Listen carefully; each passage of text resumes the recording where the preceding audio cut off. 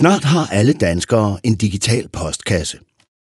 Den 1. november 2014 bliver det lovpligtigt at modtage post fra det offentlige med digital post.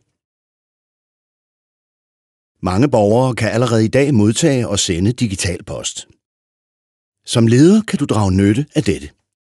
Med digital post slipper I for lange sagsgange, manuel journalisering, postgange og opbevaring af ringbind. Det sparer både tid, porto, materialer og giver bedre borgerservice. Digital post kan sendes på flere forskellige måder, afhængig af hvordan I arbejder i din afdeling.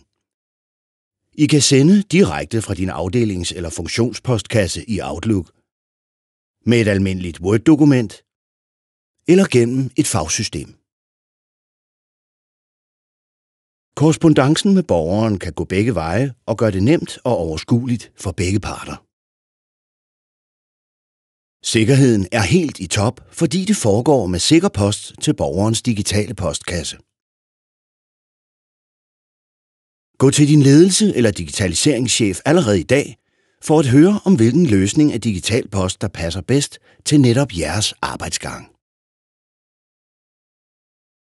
Husk, med digital post sparer I både tid, porto, materialer og administration, så snart I er i gang.